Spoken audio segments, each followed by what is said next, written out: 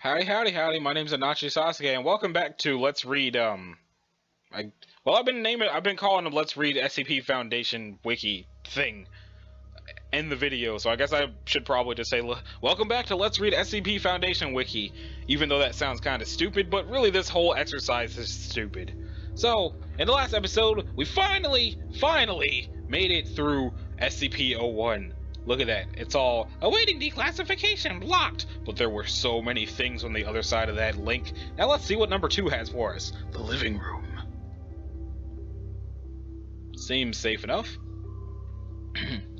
SCP-02. Euclid. SCP-02 was to remain connected to a suitable power supply at all times to keep it in what appears to be a recharging mode. In case of electrical outage, the emergency barrier between the object and the facility is to be closed and the immediate area evacuated. Once facility power is reestablished, alternating bursts of X-ray and ultraviolet light must strobe the area until SCP-02 is reaffixed to the power supply and returned to charging mode. Containment area is to be kept at negative air pressure at all times. And it looks like this is what it looks like when it's supposed to be contained. Let's zoom that shit in. Yep. That is a ball with stairs. Teams including a minimum of two members are required within 20 meters of SCP-02. That's a lot of 2s and 0s in that paragraph right there. Or its containment area. Personnel should maintain physical contact with one another at all times to confirm there is another person present, as perception may be dulled, skewed, or influenced by proximity to the object. No personnel below level 3 are permitted within this SCP-02. This requirement may be waived via written authorization from 2 off-site level 4 administrators. Command staff issued such a waiver must be escorted by at least 5 level 3 security personnel for the duration of their contact, and must temporarily surrender their rank and security clearance. Following contact, command staff will be escorted at least 5 kilometers from SCP-02 to undergo a 72-hour quarantine and psychological evaluation. If deemed fit for return to duty by psych staff, rank and security clearance may be restored when quarantine expires. Now what is it? Description. SCP-02 resembles a tumorous fleshy growth with a volume of roughly 60 meters cubed or 2,000 cubed feet. An iron valve hatch on one side leads to its interior, which appears to be a standard low-rent apartment of modest size. Not modern size. What would even that be? One wall of the room possesses a single window, though no such opening is visible from the exterior. The room contains furniture which, upon close examination, appears to be sculpted bone, woven hair, and various other biological substances produced by the human body. All matter tested thus far show independent or fragmented DNA sequences for each object in the room. Refer to Mulhausen report, cross-ref document 00.023.603 for details related to object's discovery. Reference. To date, subject has been responsible for the disappearance of 7 personnel. It has also, in its time at the facility, further furnished itself with 2 lamps, a throw rug, a television, a radio, a beanbag chair, 3 books in an unknown language, 4 children's toys, and a small potted plant. Tests with a variety of lab animals including higher primates have failed to provoke a response in SCP-02. Cadavers as well fail to produce any effect. Whatever process the subject uses to convert organic matter into furnishings is apparently only facilitated by the introduction of living humans. Now let's view the Mulhausen report. The following is a brief report detailing the discovery of SCP-02. Subject was discovered in a small crater in northern Portugal where it struck the Earth from orbit. Encased on a shell of thick rock, the fleshy exterior of the object was exposed by the impact. A native farmer happened upon the site and reported his findings to the village elder. Subject gained SCP attention when a level 4 agent posted in this area detected a small radioactive anomaly generated by the object. A collection squad of SCP security personnel led by General Mulhausen was immediately dispatched to the area, where they quickly secured the object in a large container and I almost read the same sentence twice. And performed initial testing with subjects recruited from the nearby village. 3 men individually sent into the structure subsequently disappeared. Upon discovering this deadly property of the subject, General Mulhausen issued a Level 4A termination order of any witnesses, roughly a third of the village, to ensure no outside knowledge of this object and its initiated transport to SCP facility, data expunged. During preparation for transport, 4 SCP security personnel were inexplicably drawn inside the object, where they too immediately disappeared. Following inspection, it appeared as if the object had grown several new furnishings and was beginning to look like the interior of an apartment room. General Mulhausen immediately ordered the requisition of several Class 3 hazmat suits for the remaining security team members, who proceeded to lift the container onto a waiting freight ship for transport to SCP containment facility. Data expunged. Following the termination of General Mulhausen, SCP-02 was resecured by SCP staff and brought into special containment and classified, where it currently resides. Staff with clearance below Level 3 have been denied access to the SCP-02 container without prior approval of at least 2 Level 4 staff after the Mulhausen incident. I wonder what the Mulhausen incident was. Guess we'll never know. Okay, let's see what SCP number 3 is. Biological Motherboard. It is also a Euclid. It is to be maintained, oh, there's a picture of it. It is to be maintained at a constant temperature of no less than 35 degrees Celsius and ideally kept above 100 degrees Celsius, which is boiling point. Yeah, that's boiling point. No living multicellular organisms of Category 4 or higher complexity may be allowed to come into contact with SCP-03. In event of total power failure, if SCP-03-1 begins to increase its mass, assigned personnel must engage in skin contact with SCP-031. Ideally, personnel may use their body heat to return SCP-031 to above the critical temperature. However, skin contact must be maintained in event of SCP-03 reaching activation temperature, lasting at minimum until SCP-031 advances fully to its second growth stage.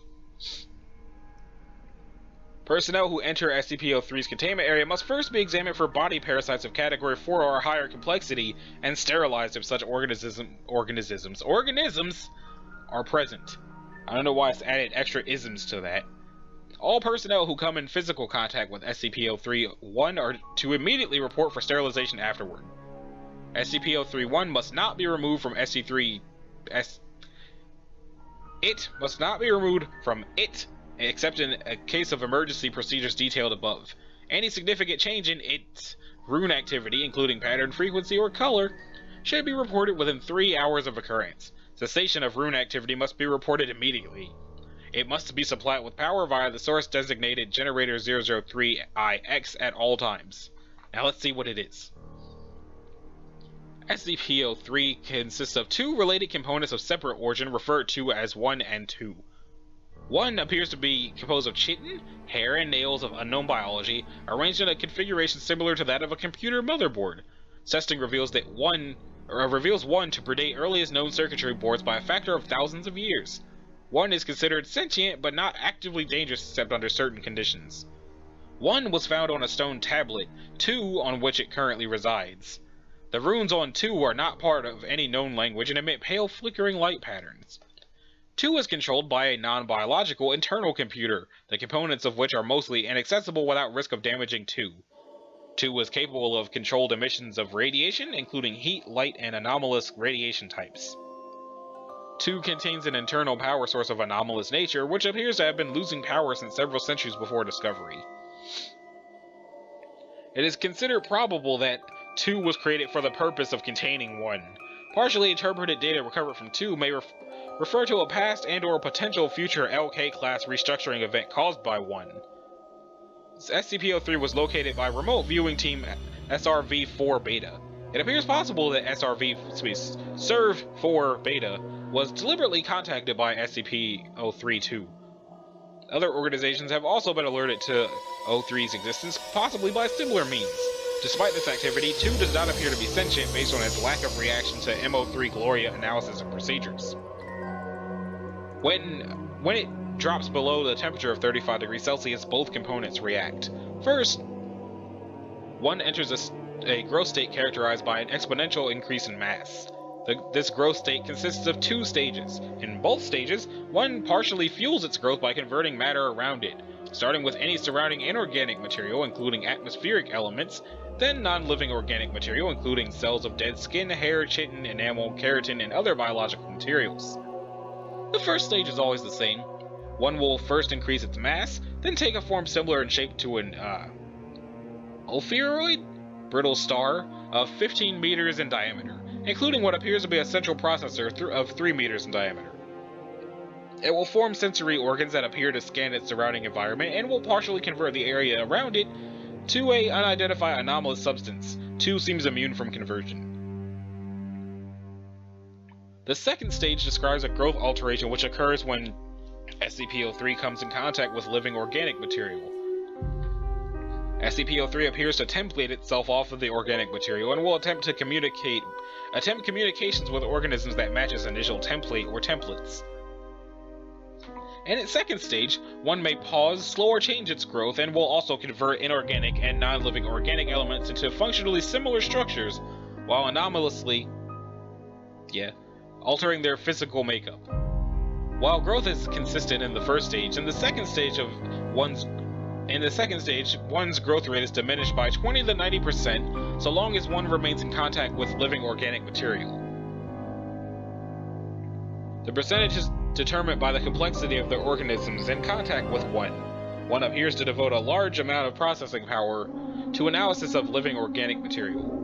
During each of one's growth stages, 2 releases bursts of radiation that temporarily inhibit one's growth, or reverse this growth when the temperature of one rises above boiling point.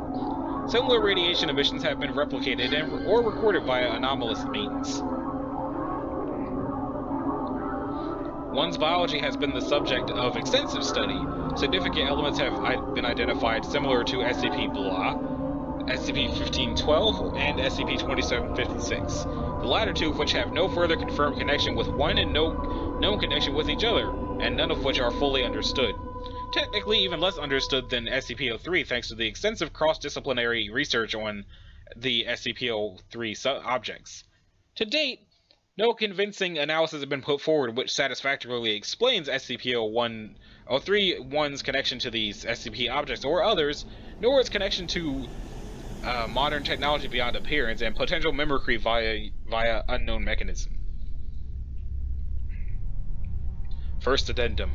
Acting on information gathered from linguistic analysis of 2s, runes, and comparative data analysis, research team MO3 Gloria has managed to establish a link between SCP-03 and data expunged for analysis of functions. One must now be considered sentient and is to be kept a minimum of 1 kilometer from data expunged and the resulting byproduct at all times. Second Addendum. 2's power loss has been exacerbated by the procedures performed by MO3 Gloria. On orders of 0510, MO3 Gloria will continue procedures. Third Addendum. During MO3 Gloria procedures, 1 doubled its mass and began rapid structural growth. Temperature was immediately returned to 100 degrees Celsius. Growth and mass increase of 1 continued for 9 minutes and 6 seconds, at which time a sustained radiation spike was produced by 2. In response, 1 returned to its normal state in 3 minutes and 39 seconds. New growth dissolved into a dusty residue which was collected for analysis. Both 1 and 2 ceased all detectable activity. 2 did not resume activity until connected to an external power source. 2's runes glowed uniformly gray and did not resume normal activity for 3 hours. 2 no longer appears to be able to maintain containment area at a temperature above 35 degrees without external power supplied by generators 3 through 9. Fourth Addendum. The procedure detailed in Addendum 3 was repeated, and 1 again entered a growth state. After 10 minutes and 13 seconds, 2 once again produced a sustained radiation spike. 1's growth stopped for 36 seconds, then resumed at its previous pace. On quadrupling its mass, 1 formed a coherent outer shell and body. After appearing to scan its environment and partially converting its environment, 1 then breached containment, entering the observation gallery where 9 members of MO3 Gloria were present. On physical contact with team members, 1 encompassed them in rapidly grown appendages and stopped growth for 15 minutes. 1 then resumed growth and rearranged the component parts of the center of its form to the shape of a 3-meter-tall female humanoid with peripheral tentacles shifted to extrude primarily from 1's newly formed hair and spine. 1 then produced rudimentary vocalizations in an apparent attempt to communicate with researchers. Data expunged. An unknown individual approached the compromised containment area in company of a full squad of agents. The individual claimed to be acting on orders of 0510 and attempted communication with SCP-031. Data expunged. Following this incident, Agent Jackson of MO3 Gloria successfully restored power to 2 and activated backup generators to return the temperature to 100 degrees Celsius. One returned to its normal state in 21 minutes and 7 seconds and was successfully recontained without incident. All 9 members of MO3 Gloria affected by 1 were afterwards found to be physically unharmed, with no residual effects besides psychological trauma. The converted materials of SCP-03's former containment area did not dissolve and are now under analysis.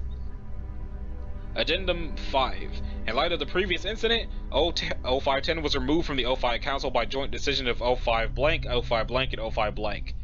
MO3 Gloria procedures have now been indefinitely suspended. Let's see. Special access program MO3 Gloria required. Access granted. Display files. Transcript of incident report A21B Cycle 8. For dissemination to 05 command and staff. Interviewers blah blah blah. Present 5255575510 and staff. Interview Dr. Tilda David Moose, MO3 Gloria lead. She tried to talk to us. We all heard her voice in our heads in a sort of half-language we couldn't fully understand. Some of the others passed out immediately. I lasted a little longer, but it wasn't because of mental fortitude. It was just that she was trying to tell us different things. She showed Jones a replay of all the memories of everything Jones ever felt anything about, over the course of a few minutes. She ripped 3 of the researchers apart and put them back together unharmed. She doesn't understand human emotion or pain, or very much about how we experience the world. Yes, I would say the containment procedures are necessary. Listen, she wants to remake the world into a paradise. A paradise filtered through her own alien understanding of paradise, but still, a paradise designed for us, for humanity. She would be happy to make a paradise for any sufficiently complex organism she comes across first. Anything with a complex enough mind to accept her, say a dog, or a housefly. If she breaches again, we have to be there first. What would it be like? I don't know, she showed us images, not quite images. I can see them in my head, but they're not pictures. The closest thing I can think of is what you see when you close your eyes suddenly and tightly, but brighter and more complex. The images had some kind of metallic sounds associated with them. The whole effect felt like words of some kind. I believe she wanted to see what we could understand, so she could understand us. She didn't have time to finish analyzing us. I don't know what would have happened if she had. Okay. Interesting. Let's see what size the thing is for the 12 rusty keys in the door. Let's see. Okay, I'll do this one and then I'll stop for this episode. Special containment procedures. When handling items 4.2 through 4.13, Homestuck. Proper procedure is vital. The items are not permitted to be moved off-site unless accompanied by 2 level 4 security personnel. Under no circumstances should any other component of SCP-04 be taken through 4.1. The effects of doing so are as yet unknown, and the current cost of experimentation makes further research impractical. Should any of the objects contained within 4.1 breach containment or the facility be breached, the keys must be brought inside and the door closed prior to activation of Site-62's on-site warhead. Unauthorized removal of keys from the testing area is grounds for immediate termination. Level 1 clearance is required for basic access to 4.1. Level 4 clearance is required for use of 4.2 through 4.13.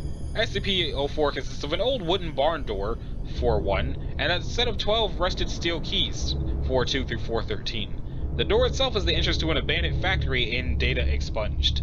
Chronological history. July 2nd, 1949. A group of 3 juveniles trespassing on federal property near blank find the door. According to their testimony, they found a set of rusted keys in an iron lockbox and determined what door the keys unlock. The juveniles were taken into custody after they contact Sheriff Blup when one of their friends, SCP-04 Case 1, goes missing. July 3rd, 1949. Local authorities find the right severed hand of Case 1 8 kilometers from 4.1. Other parts of Case 1's body are found scattered as far as 32 kilometers from the factory. Upon interrogation, the apprehended juveniles tell authorities that upon opening the door with one of the keys, Case 1 was torn into several pieces, each of which disappeared. At this point, the SCP Foundation takes over investigation. July 4th. SCP Agent Blank obtains the keys from the local authorities to begin testing. Tests show that 4.2 through 4.13 all fit into a single lock on the large barred door. Was it barred door? Yeah, it is barn door. Okay, barred barn door. 12 Class D personnel are assigned to test the effects of the door, which is class disposable. Of the 12 test subjects, each trying a different key to enter the room, only 2 survive. Opening the door with any key except 4-7 or 4-12 caused the test subjects to be torn apart in multiple directions. However, no dismembered parts were found until later. At the time of writing, only 2 parts of each subject had been recovered, with the exception of the subject using SCP-04 blank, whose pieces were scattered in close proximity. The others have, for all intents and purposes, vanished from existence. Of the 2 surviving subjects, only one, having used 4-7, returned unharmed. The other came back in a near catatonic state, only being able to remove himself from the room and then collapse on the floor, and had to be restrained to prevent him from gouging out his eyes. See Appendix A, Mental Health Effects of SCP-04. The subject using 4-7 said that he had entered a large room and possibly big for the size of the attached building. After his exit, 4-1 was propped open and an armed squad of Level 3 personnel entered. The size of the room is impossible to measure in the door frame, and the individuals in the room are the only part of the room that can be felt or illuminated. July 16th, 1949. The juvenile suspects and Sheriff Blank are terminated. August 2nd. Blank is declared a hazardous area due to an unexploded ordnance, and fences erected in order to protect civilian ingress. Tests to determine safety of exposure to environment behind 4-1 begin. December 1st, 1950. Space-time anomalies resulting from exposure to 4 are confirmed. Testing is suspended till further notice. July 2nd, 19 blank. The unaccounted for remains of Case 1 appear unexpectedly outside 4-1. Despite being killed decades before, the remains of Case 1 are not decomposed in any manner and are still warm to the touch. Blood remains uncoagulated. The remains are remanded for testing. July 4th. The unaccounted for remains of one of the 12 original test subjects appear in similar manner to those of Case 1. The remains have been designated Case 2. Records suggest that both Case 1 and Case 2 used SCP-04 blank. With the massive proliferation of nuclear weapons and World War III only blank years away, construction has begun on a site inside 4-1. The site is to stock supplies for blank person days. April 21st, 1999. Blank has ordered the site inside 4-1 to be expanded to include emergency stores for all mobile SCP blank specimens, and a blank petabyte database for the storage of all SCP data. The facility is now referred to as Site 62. Oh! Okay, Site 62 was inside of SCP-04. Huh. Site 62 is operational. Labs and containment units are complete and contain the most dangerous specimens. Backup of the SCP database has begun. January 25th, 2001. Due to time anomalies, see space-time anomalies below, all personnel working at Site 62 are now required to reside on site permanently. Families of personnel are to be informed that loved ones perished in an industrial incident. Cloned bodies have been prepared for funeral. August 14th, 2003. Massive power outage across northeast United States and through Canada. Due to the initial failure of multiple SCP generators, Site 62 was without power for 53 minutes. During those 53 minutes, those on site were completely without any source of light. They reported sensing creatures and people, although no abnormal entities could be seen or felt. Selected facility personnel were allowed to read blah, Appendix A, and said the creature's scents were of humanoid size but otherwise similar to the massive green creature described. Let's see, space-time anomalies. 4 seems to propagate spatio-temporal anomalies. Personnel leaving the facility report losing time. Those who have been in the site for weeks insist that they've only been in the facility for several days, and records of work completed and supplies consumed support their claims. Other temporal anomalies involve 4-2 through 4-13, especially the reappearance of Case 1 and Case 2, exactly blank years after using 4 blank. Blank has been assigned to investigate all aspects of these time anomalies. Spatial anomalies include the impossibly large dimensions of the area opened by 4-7. Similarly, the 2003 blackout incident suggests that there exists an alternate plane of existence within the same space that 62 occupies. Testing on SCP-04 reveals that 10 of the keys opened SCP-41 on a dimension where the laws of physics and topology are significantly different than those of our home dimension. Test subjects meeting these hostile conditions are torn apart, their body parts deposited in various locations, only 3 of which have been verified to be on Earth. Material deposited at 2 of these points appear appears immediately. Material deposit at the third appears exactly blank years into the future. The other 7 locations are currently unknown. Current testing focuses on 2 avenues of research. The first is finding ways to survive 4's hostile topologies. The second, data expunged, suggests that 4.2 through 4.13 may open doors other than 4.1. Appendix A, mental health effects of 4.12. All Class D personnel using 4.12 return in a catatonic state, unable to speak. Some may have enough energy left to try to claw out their eyes. Of the 16 subjects, only 4 have survived. Only 1 has regained speech following long-term psychotherapy. He was able to tell the psychiatrist that he saw a massive green creature so large that much of its body extended beyond his field of view. He reported innate fear and sudden recognition, as if it were something buried deep in his primal fears, and forced implantation of incomprehensible memories. Subject displays acute anterograde and retrograde amnesia. Appendix B, Item 414. Discovery, September 2nd, 1950. Object was discovered elsewhere in factory area in the previously undiscovered manager's office. Object appears as a large, unvarnished wooden box. The box may be unlocked by the safe key 47, as well as 5 of the unsafe keys. See document 4.1. Upon unlocking 414 with SCP-47, the box opens automatically on its hinges. The volume of the space inside is precisely 5 times greater than the outer dimensions imply. Items placed within the lid while the lid remains open do not affect the weight or any other properties of the box. When the lid is closed and locked, however, all items inside vanish irretrievably. Personnel locked inside the box are also irretrievable, although losing personnel in this fashion appears to affect significantly the dreams experienced by data expunged. How were they able to fit people into the lockbox? I mean, if its opening is still lockbox size, how did people get in there? In any case, that's all I'm going to do in this episode. In the next episode, we're going to try to do the Skeleton Key, the Fountain of Youth, and the Abdominal Planet. Maybe the Zombie Plague, depending on how long these other ones last. So, this has been Anachi Sasuke. This was episode 7 of Let's Read SCP Foundation Wiki, and I will see you next time. Later.